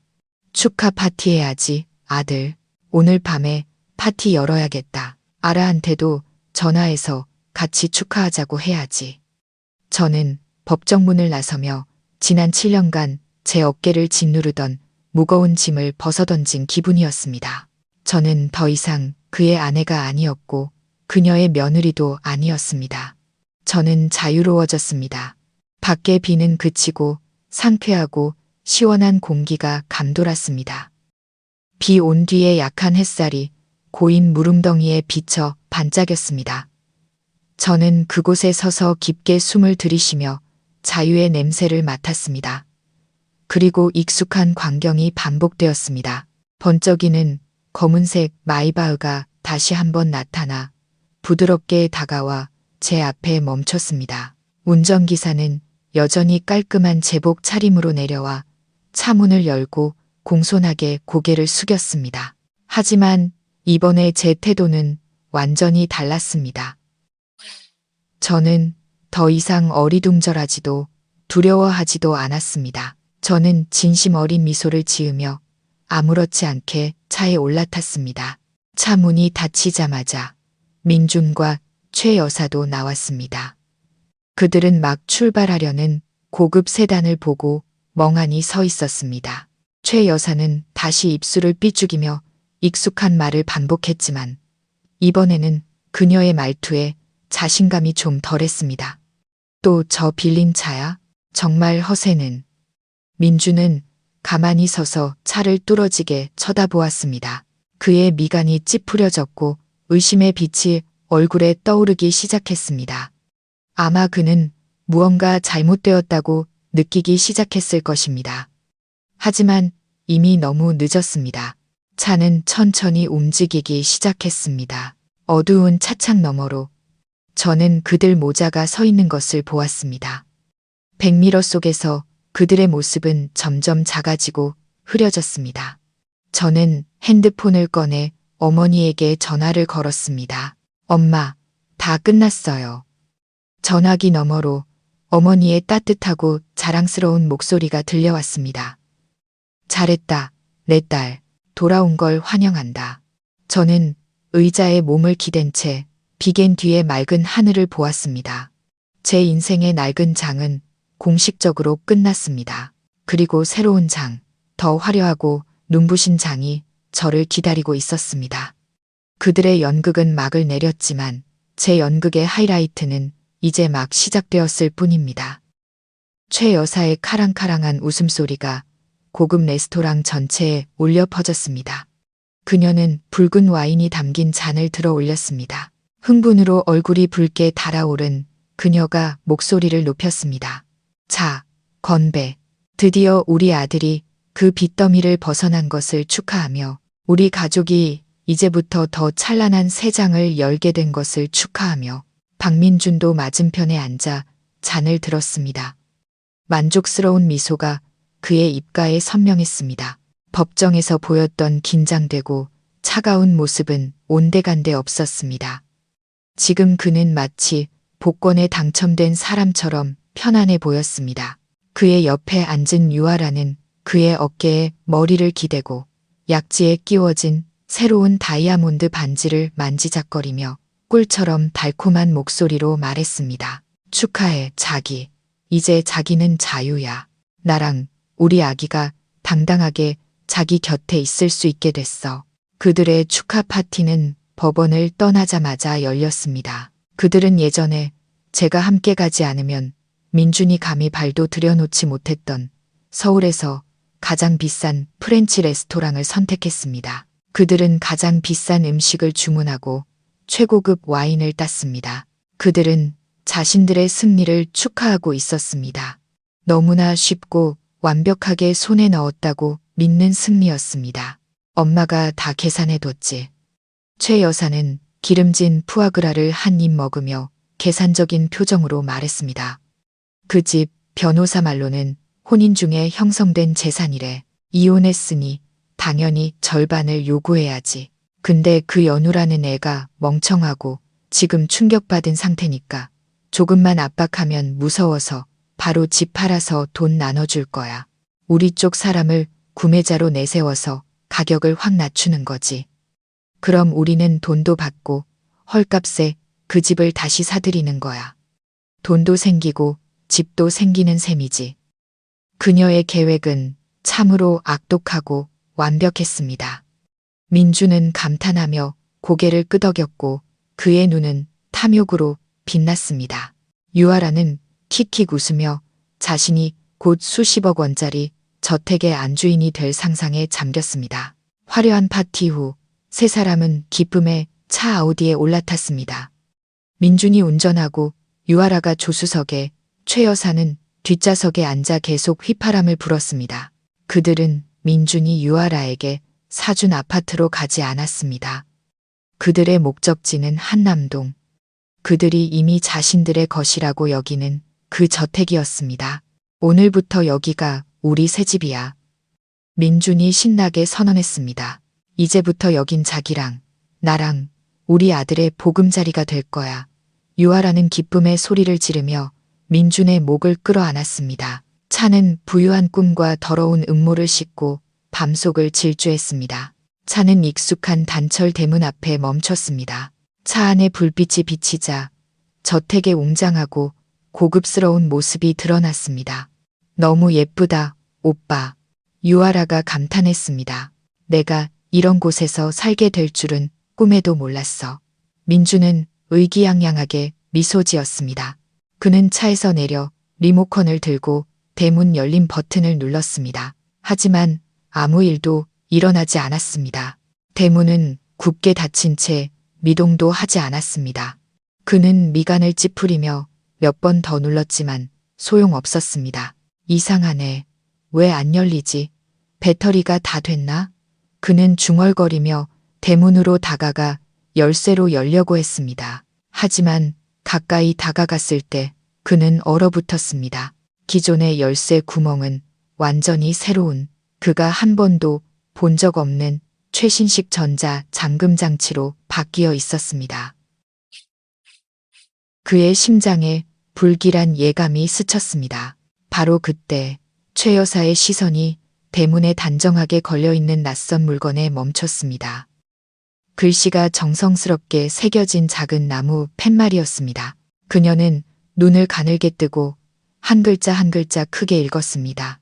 매각 완료. 방문을 삼가 주십시오. 매각 완료라는 네 글자는 마치 청천벽력처럼 들렸고 세 사람은 그 자리에서 얼어붙었습니다. 그들의 입가에 걸려있던 미소가 굳어졌습니다. 이게 무슨 소리야? 최 여사가 더듬거리며 말했습니다. 목소리가 갈라졌습니다. 누가 감히 이런 팻말을 여기에 걸어. 분명히 그 연우라는 애가 우리 겁주려고 장난치는 걸 거야. 말도 안 돼. 민준도 자신의 눈을 믿을 수 없었습니다. 그는 달려가 대문을 힘껏 흔들며 소리쳤습니다. 서연우, 당장 나와. 이게 무슨 장난이야, 하지만 그에게 돌아온 것은 밤에 소름 끼치는 침묵뿐이었습니다. 저택은 불이 켜져 있었지만 안에는 사람의 그림자 하나 보이지 않았고 무덤처럼 고요했습니다. 분명히 뭔가 착오가 있을 거야. 민주는 어머니와 자기 자신을 애써 진정시켰습니다. 그는 핸드폰을 꺼내 제 번호를 눌렀지만 전화기 저편에서는 길고 단조로운 신호음만 들려왔습니다. 저는 그의 번호를 차단했습니다. 그는 미친 듯이 몇 번이고 다시 걸었지만 결과는 같았습니다. 그의 얼굴에 공황 상태가 뚜렷해지기 시작했습니다. 유아라는 몇 분간 멍하니 서 있다가 무언가 잘못되었다는 것을 깨닫기 시작했습니다. 그녀의 재벌 사모님 인생에 대한 꿈이 산산조각 나는 것 같았습니다. 그녀는 민준의 팔을 붙잡고 날카로운 목소리로 소리쳤습니다. 오빠, 이게 어떻게 된 거야? 이 집 오빠 거라고 했잖아. 왜 집이 팔렸다는 팻말이 있어? 나 속인 거야? 상황이 혼란스러워지는 바로 그 순간. 저택 마당에서 자동차 헤드라이트 불빛이 갑자기 그들의 얼굴을 똑바로 비췄습니다. 작은 쪽문이 천천히 열리고 정장을 입은 중년 남성이 걸어 나왔습니다. 바로 그 집을 사들인 남 사장님이었습니다. 그는 차가운 탐색의 눈빛으로 세 사람을 쳐다봤습니다. 실례지만 누구를 찾으십니까? 여긴 개인 사유지이니 이 시간에 소란 피우지 말아 주십시오. 당신 누구요? 민준이 으르렁거렸습니다. 왜 내 집에 당신이 있어? 남 사장님은 입꼬리를 올리며 비웃었습니다. 비아냥거림이 가득한 미소였습니다. 당신 집이라고? 뭔가 착각하신 모양이군요. 저는 이 집의 새로운 주인입니다. 여기 공증까지 마친 매매 계약서와 등기부등본이 있습니다. 확인해 보시죠. 그는 서류철을 내밀었습니다. 가로등 불빛 아래 민주는 제 서명, 서연우, 그리고 법무법인의 붉은 직인이 찍힌 것을 똑똑히 보았습니다. 모든 것이 민준의 눈앞에서 무너져 내렸습니다. 그는 비틀거리며 몇 걸음 물러섰고 얼굴은 종이처럼 하얗게 질렸습니다. 그는 이해할 수 없었습니다. 왜 서연우가 집을 팔 수 있었는지, 왜 그녀가 모든 결정권을 가지고 있었는지, 최 여사는 더 이상 이성을 유지하지 못했습니다. 그녀는 달려들어 서류를 빼앗으려 하며 미친 사람처럼 소리쳤습니다. 가짜 서류야. 전부 다 가짜야. 이건 내 아들 집이라고. 너희들은 사기꾼이야. 우리 집 돌려내. 마당에서 2명의 경비원이 재빨리 나와 그녀를 막았습니다. 아주머니, 진정하십시오. 계속 이러시면 경찰에 신고하겠습니다. 혼란스러운 광경, 민준의 비참한 모습과 최 여사의 광기를 본 유아라는 마침내 자신이 속았다는 것을 깨달았습니다. 그녀가 공들여 쫓아다닌 황금알을 낳는 거위가 사실은 빈털털이 광대에 불과했다는 것을 분노와 실망이 폭발하자 그녀는 민준의 뺨을 향해 짝소리가 나게 세게 때렸습니다. 이 나쁜 놈, 감히 날 속여? 내가 부자라고 나한테 모든 걸 다 준다고 했잖아. 알고 보니 넌 그냥 마누라, 치마폭에 쌓여 사는 무능한 놈이었어. 이 사기꾼아. 그녀는 욕을 하며 핸드백으로 민준을 마구 때렸습니다. 공황과 절망에 빠진 민준도 더 이상 침착함을 유지할 수 없었습니다. 그는 유아라를 세게 밀치며 소리쳤습니다. 닥쳐, 다 너 때문이야. 내가 아니었으면 내가 이 지경까지 오지도 않았어. 그들이 꿈꾸던 저택 정문 앞에서 한편의 비극이 펼쳐졌습니다. 한때 달콤한 사랑을 맹세했던 커플은 이제 서로를 저주하며 핥히고 있었습니다. 최 여사는 여전히 주저앉아 집을 돌려달라고 울부짖고 있었습니다. 남 사장님과 경비원들은 그저 팔짱을 끼고 혐오스러운 눈빛으로 지켜볼 뿐이었습니다. 조용했던 한남동 동네가 갑자기 소란스러워졌습니다. 몇몇 이웃집에서는 불을 켜고 문을 살짝 열어 무슨 일인지 내다보았습니다. 성공한 사업가 박민준 가족의 진짜 모습이 더없이 비참하게 벗겨졌습니다. 조용하고 고급스러웠던 한남동의 밤은 이제 귀를 찢는 듯한 혼란스러운 소음으로 갈갈이 찢어졌습니다. 최 여사의 광기 어린 울음소리, 유아라의 날카로운 욕설, 민준의 무력한 고함소리, 모든 것이 뒤섞여 붕괴의 교향곡을 만들어냈습니다. 저는 수십 킬로미터 떨어진 어머니 댁 서재에 앉아 있었지만 어머니의 사람이 저택대문 밖에 비밀리에 설치해둔 작은 CCTV를 통해 그 비참한 광경을 아주 선명하게 그려볼 수 있었습니다. 제 노트북 화면에는 그들이 스스로 연출하고 있는 비극이 실시간으로 중계되고 있었습니다. 저는 와인잔을 들고 한 모금 마셨습니다. 혀끝에서 느껴지는 떫은 맛에도 불구하고 마음속은 어찌나 달콤하게 느껴지던지요. 이것이 바로 인과응보였습니다. 탐욕스럽고 배신한 자들에게 내려진 즉각적인 심판이었습니다.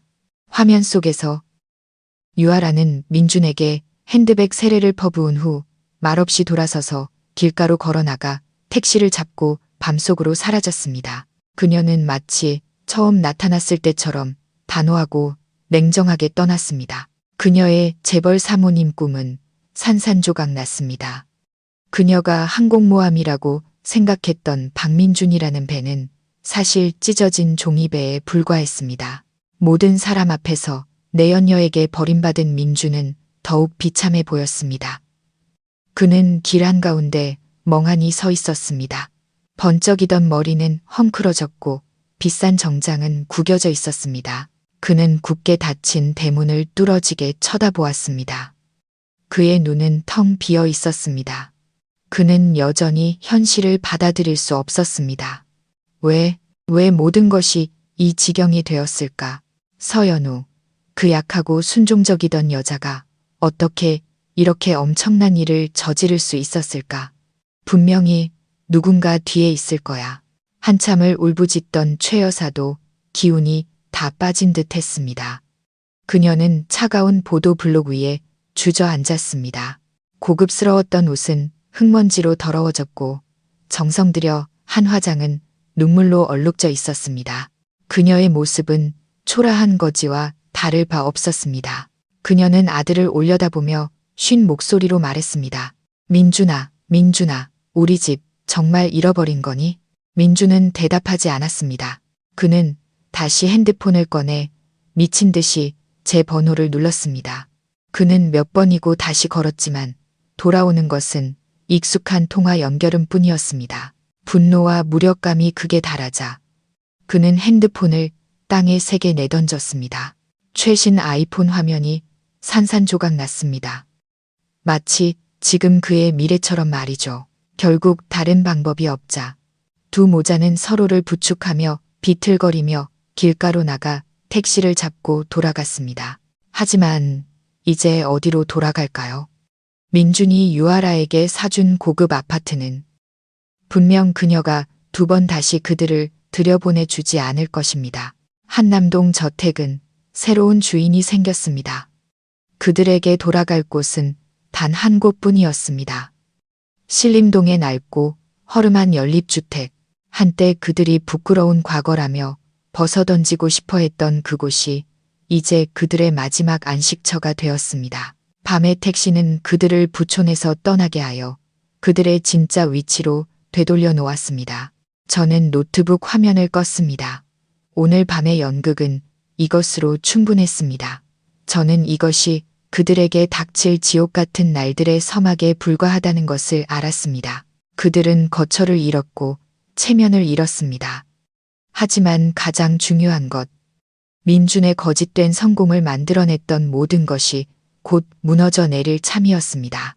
다음 날 민준은 더없이 비참한 모습으로 회사에 출근했습니다. 눈은 앤텄고 수염은 덥수룩했으며 옷은 구겨져 있었습니다. 직원들은 호기심 어린 눈으로 그를 쳐다보며 수군거렸습니다. 그는 그들을 신경 쓸 겨를이 없었습니다. 그가 가장 먼저 한 일은 변호사에게 전화하는 것이었습니다. 강 변호사님, 소송할 겁니다.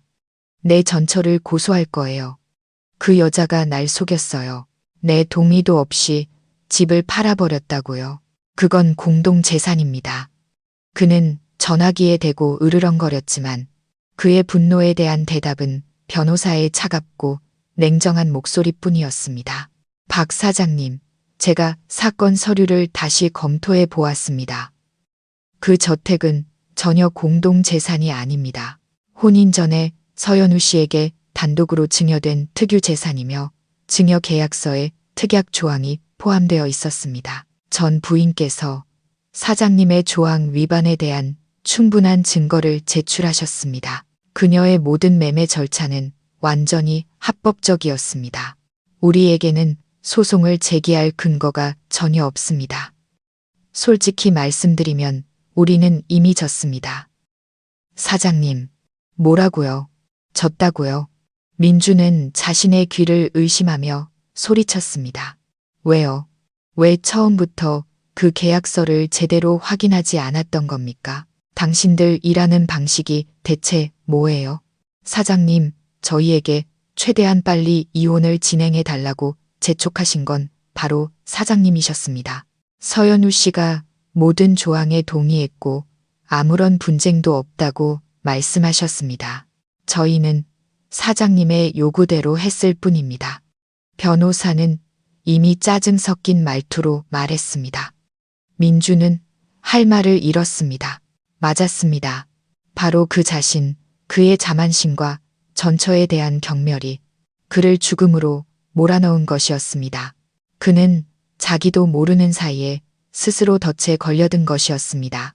그는 전화를 끊고 책상에 머리를 박았습니다. 하늘이 무너지는 것 같았습니다. 집도 잃고 돈도 잃었습니다. 하지만 그것이 아직 최악은 아니었습니다. 진짜 폭풍, 그가 가진 모든 경력을 휩쓸어 버릴 수 있는 폭풍은 이제 막 수평선 너머에서 형성되기 시작하고 있었습니다. 집을 잃은 충격 이후 박민주는 억지로 몸을 일으켜 일에 몰두했습니다. 그는 스스로에게 다짐했습니다. 회사만 남아있다면 다시 시작할 수 있다고. 민준건설은 그의 가장 큰 자부심이자 그의 뛰어난 능력을 증명하는 증거였습니다. 그는 손에 쥔 대형 프로젝트들로 곧 재기할 수 있고 심지어 예전보다 더 부유해질 수도 있다고 믿었습니다. 그는 틀렸습니다. 그는 자신이 자랑스러워하는 그 회사의 기반이 자신이 쌓은 것이 아니라는 사실을 잊고 있었습니다. 그 기반은 저의 지혜와 인맥으로 지어졌습니다. 그리고 이제 제가 떠나자 그 기반은 흔들리고 무너지기 시작했습니다. 폭풍은 예고 없이 그리고 맹렬하게 닥쳐왔습니다. 운명의 주말이 지난 월요일 아침, 그는 회사의 가장 큰 파트너 중 하나인 반석그룹으로부터 이메일을 받았습니다. 내용은 강동구에 건설 중이던 고급 주상복합 단지 프로젝트의 계약을 일방적으로 해지한다는 통보였습니다. 수천억 원 규모의 이 프로젝트는 향후 2년간 회사의 주 수입원이었습니다. 그들이 제시한 이유는 그룹의 사업 전략 방향 변경이라는 너무나 모호하고 불합리한 이유였습니다. 민주는 미친 듯이 반석그룹의 최 회장에게 전화를 걸었습니다. 그는 늘 최 회장과 형님, 동생 하는 사이라고 자랑하고 다녔습니다. 하지만 그에게 돌아온 것은 비서의 차가운 목소리뿐이었습니다. 죄송합니다. 박 사장님, 회장님께서는 지금 회의 중이셔서 전화를 받으실 수 없습니다. 첫 번째 충격에서 벗어나기도 전에 더 강력한 두 번째 충격이 덮쳤습니다. 민준건설의 모든 프로젝트에 독점적으로 디자인을 제공하고 핵심 기술 솔루션을 공급하던 AA 건축사무소에서도 협력 중단 통보를 보내왔습니다. AA의 소장은 원로 건축가이자 제 아버지의 절친한 친구였습니다. 지난 7년간 그들이 민준의 회사와 협력한 것은 사실상 저를 봐서였습니다. 이제 제가 그곳에 없자 그들은 무능하고 배신을 일삼는 자와 계속 일할 이유가 없었습니다. 두 핵심 파트너를 동시에 잃은 민준건설은 망망대해에서 키와 돛대를 모두 잃은 배나 다름없었습니다. 가장 큰 프로젝트가 중단되자 설계도와 시공 솔루션이 없어 다른 프로젝트들도 진행할 수 없었습니다. 모든 것이 완전히 마비되었습니다. 하지만 악몽은 여기서 끝나지 않았습니다. 회사가 위기에 처했다는 소식을 들은 자재 공급 업체들은 일제히 만기가 된 대금 결제를 요구하기 시작했습니다. 반석그룹 프로젝트에 투자하기 위해 거액을 대출해준 은행에서도 프로젝트 취소에 따른 상환 능력에 대한 해명을 요구하는 통지서를 보내왔습니다. 민준은 미친 듯이 뛰어다녔습니다. 그는 반석그룹 본사까지 찾아가 하루 종일 로비에서 기다렸지만 최 회장을 만날 수 없었습니다. 그는 A 건축사무소에도 찾아갔지만 거절의 고갯짓만 받을 뿐이었습니다. 그는 자신이 자랑하던 인맥들, 늘 함께 술을 마시고 골프를 치던 사람들에게 전화를 걸었습니다. 하지만 이제는 아무도 전화를 받지 않거나 받더라도 얼버무리며 전화를 끊기 바빴습니다. 그는 그때서야 쓰라리게 깨달았습니다. 그 인맥들은 그의 것이 아니었습니다. 그것은 저의 것이었고 저의 재능과 신뢰를 존중했던 사람들의 것이었습니다. 제가 떠나자 그들도 그 같은 자와 함께할 이유가 없었던 것입니다. 절망 속에서 그는 긴급 임원회의를 소집했습니다. 그가 늘 자신의 오른팔이라고 여겼던 부장들이었습니다. 그는 그들이 함께 이 어려움을 극복할 방법을 찾아줄 것이라고 기대했습니다. 하지만 회의실에 들어섰을 때 그는 절반이나 비어있는 의자들을 보았습니다.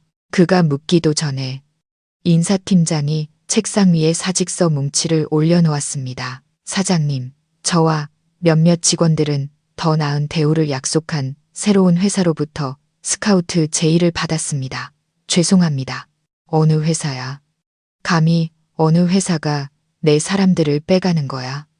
민주는 책상을 치며 소리쳤습니다. 인사팀장은 잠시 망설이다가 솔직하게 말했습니다. 지연건축입니다. 사장님. 지연건축? 민주는 얼어붙었습니다. 낯설면서도 익숙한 이름이었습니다. 그리고 그는 문득 깨달았습니다. 지연, 어머니 지혜와 자신, 연우의 이름. 차가운 기운이 등줄기를 타고 흘렀습니다. 그런 거였어. 그녀는 집만 되찾은 게 아니었어. 그녀는 돌아와서 내가 가진 모든 것을 빼앗으려 하고 있는 거야.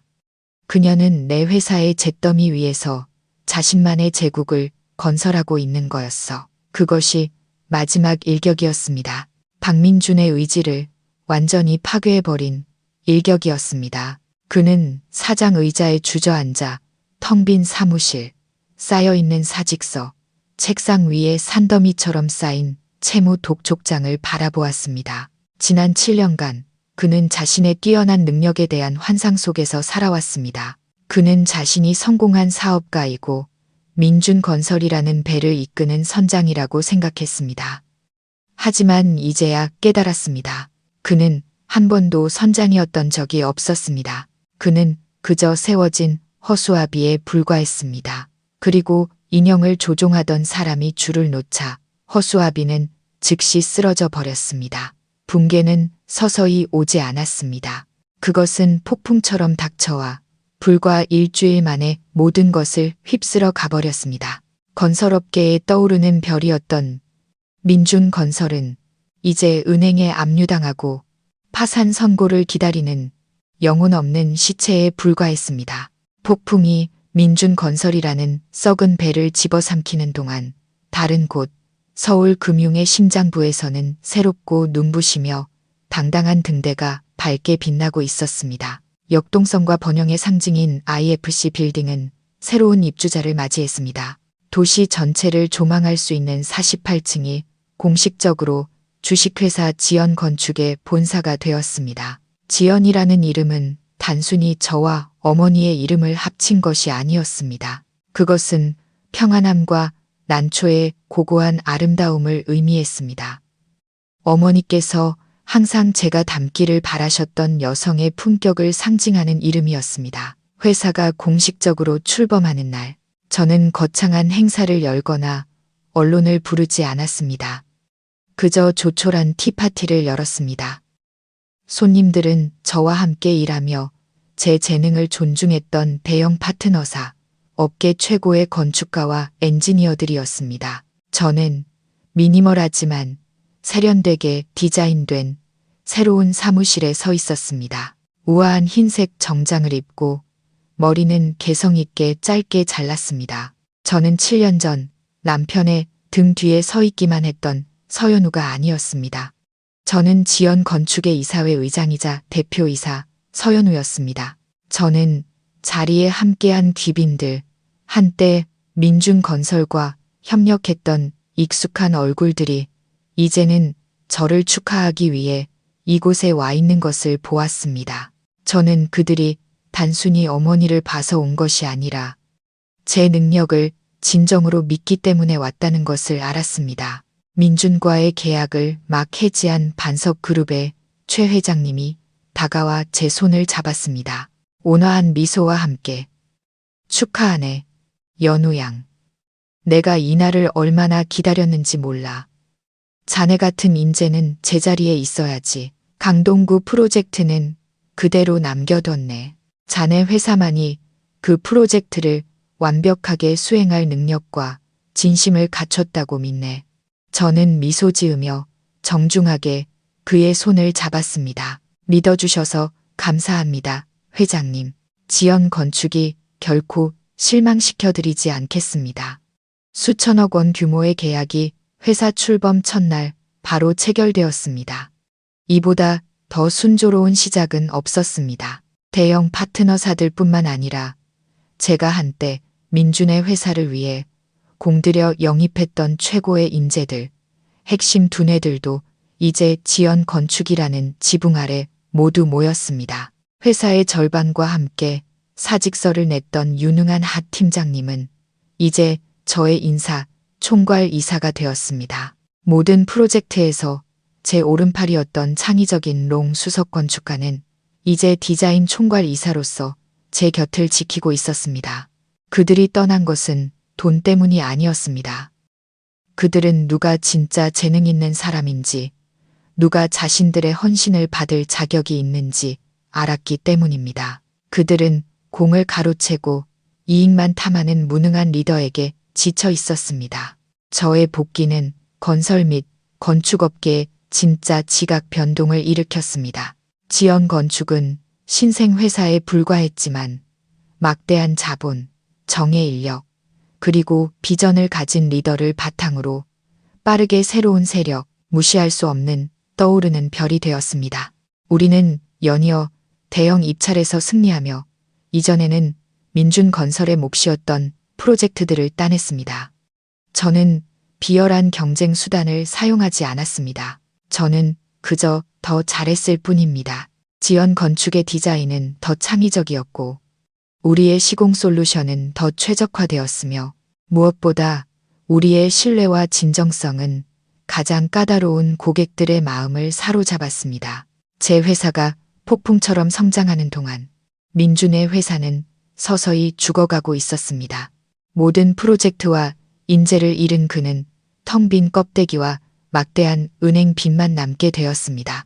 그는 발버둥치며 다른 소규모 파트너들을 찾아다녔지만 나쁜 소문은 빨리 퍼졌습니다. 서울 재계는 그가 자신을 무에서 일으켜 세워준 전철을 어떻게 박대했는지 모두 알게 되었습니다. 아무도 그런 은혜를 모르는 배은망덕한 자와 협력하고 싶어 하지 않았습니다. 그는 자신이 한때 지배하고 있다고 자랑했던 바로 그 세계에서 고립되고 외면당하는 존재가 되었습니다. 저는 사무실에 앉아 아래의 분주한 차량 행렬을 내려다 보았습니다. 때로는 제가 너무 잔인한 것이 아닌가 하는 생각도 들었습니다. 하지만 제가 겪어야 했던 일들, 거짓 속에 묻혀버린 7년의 청춘, 최 여사의 모욕, 민준의 냉정함을 떠올리면 이것은 복수가 아니라 정의라는 것을 알았습니다. 저는 그의 어떤 것도 빼앗지 않았습니다.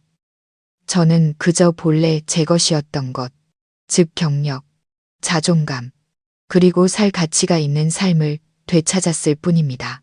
그는 저 때문에 무너진 것이 아니었습니다. 그는 자신의 무능과 썩어빠진 인격 때문에 무너진 것이었습니다. 여왕이 돌아왔습니다. 파괴하기 위해서가 아니라 자신만의 제국을 다시 건설하기 위해서 속임수와 배신이 아닌 재능과 선함이라는 기반 위에 세워진 제국을 말입니다.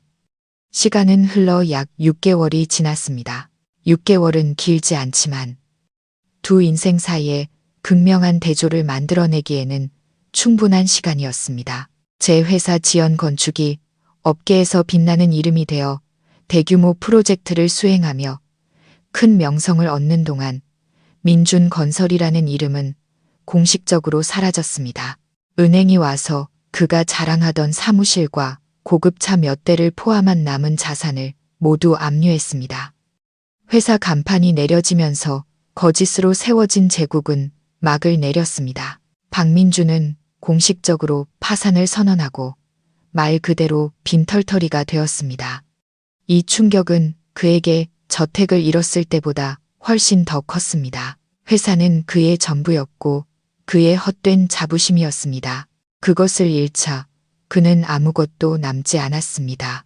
그는 타락하여 매일 술에 절어 살았습니다. 호화로운 생활에 익숙했던 거만한 시어머니, 최 여사도 이제는 냉혹한 현실에 직면해야 했습니다. 그들은 생활비를 마련하기 위해 남은 보석과 값나가는 물건들을 모두 팔고 신림동의 낡고 축축한 연립주택으로 돌아가야 했습니다. 한때 그들이 저를 해칠 음모를 꾸몄던 그곳이 이제 그들의 마지막 거처가 되었습니다. 젊고 아름다운 내연녀 유아라는 민준건설이라는 배가 완전히 침몰했다는 것을 깨닫고 재빨리 새로운 정박지를 찾았습니다. 그녀는 몰래 뱃속의 아이를 지우고 민준에게서 마지막 남은 돈까지 뜯어낸 후 다른 재력가와 함께 멀리 떠나버렸습니다. 그는 모든 것을 잃었습니다. 사업, 돈, 내연녀, 그리고 그와 그의 어머니가 그토록 바라던 아들까지. 그것이 그가 배신에 대해 치러야 할 가장 비싼 대가였습니다. 비가 억수같이 쏟아지던 어느 날 오후, 제가 퇴근 준비를 하고 있을 때 비서가 난처한 표정으로 들어왔습니다. 대표님, 로비에 두 분이 찾아오셨습니다. 예전 가족이라고 하시는데요. 누군지 알 것 같았습니다. 마침내 그날이 온 것이었습니다. 기다리라고 하세요. 저는 아무렇지 않은 목소리로 말하고는 천천히 서류를 정리했습니다. 저는 그들이 기다리게 하고 싶었습니다. 제가 그랬던 것처럼 희망 없는 기다림의 기분을 맛보게 하고 싶었습니다. 30분 후 저는 로비로 내려갔습니다. 눈앞의 광경에 저는 조금 놀랐습니다.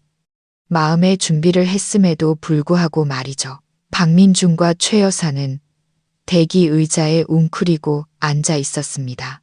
그들의 모습은 너무나 낯설었습니다. 민준은 바싹 마르고 수염은 덥수룩했으며 눈은 패하게 들어가 있었습니다. 그는 색이 바래고 구겨진 셔츠를 입고 있었고 예전의 멋진 사장의 모습은 찾아볼 수 없었습니다.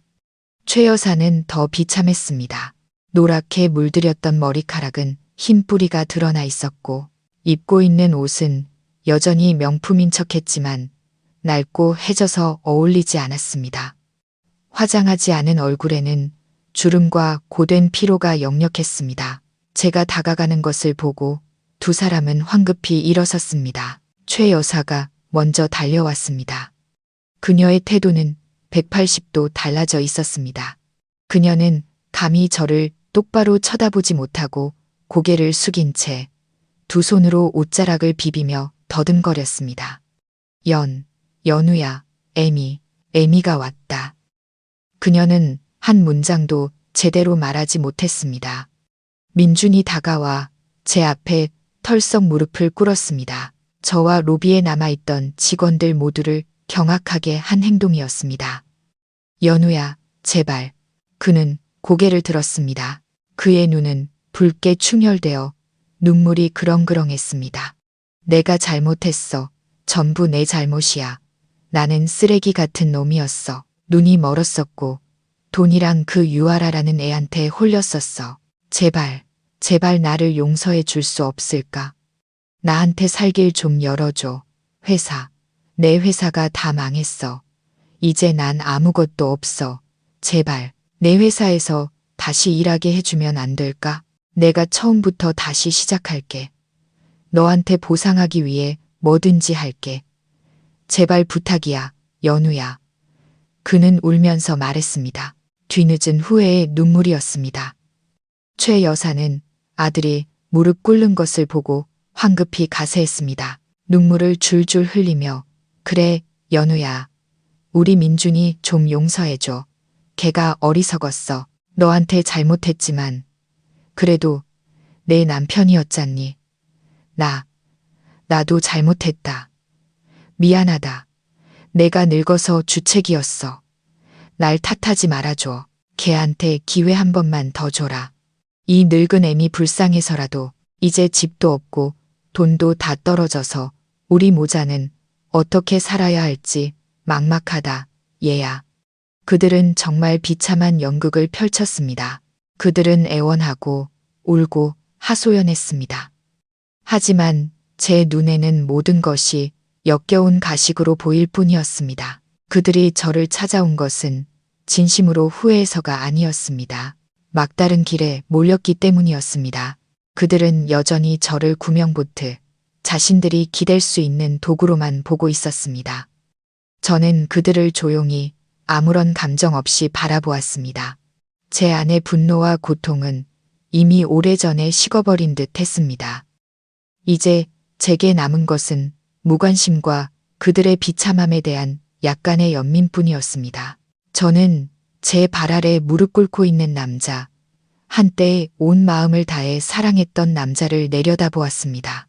저는 입을 열었습니다. 제 목소리는 더 이상 약하거나 떨리지 않았습니다. 차갑고 단호했습니다. 일어나세요, 박민준 씨. 당신의 무대는 이미 막을 내렸어요. 더 이상 연기할 필요 없어요. 살 길이요. 저는 당신에게 수많은 길을 주었지만 당신 스스로 그 모든 문을 닫아버렸잖아요. 용서요? 용서할 수 있는 잘못도 있지만 계획적인 배신은 용서할 수 없어요. 저는 최 여사를 돌아보았습니다. 제 눈빛은 더 이상 며느리의 두려움이 아니었습니다. 완전히 다른 위치에 선 사람의 눈빛이었습니다. 그리고 아주머니, 저한테 사과할 필요 없어요. 아주머니는 저한테 잘못한 게 아니라 당신 아들한테 잘못한 거예요. 당신의 맹목적인 사랑과 탐욕이 그를 오늘 이 지경으로 만든 거니까요. 말을 마친 후 저는 더 이상 그들을 쳐다보지 않았습니다. 저는 보안팀에 신호를 보냈습니다. 이 두 분을 회사 밖으로 모셔다 주세요. 그리고 앞으로는 절대 이곳에 발도 들여놓지 못하게 하세요. 덩치 큰 보안 요원 2명이 즉시 다가와 민준을 일으켜 세우고 정중하지만 단호하게 두 모자를 문 밖으로 안내했습니다.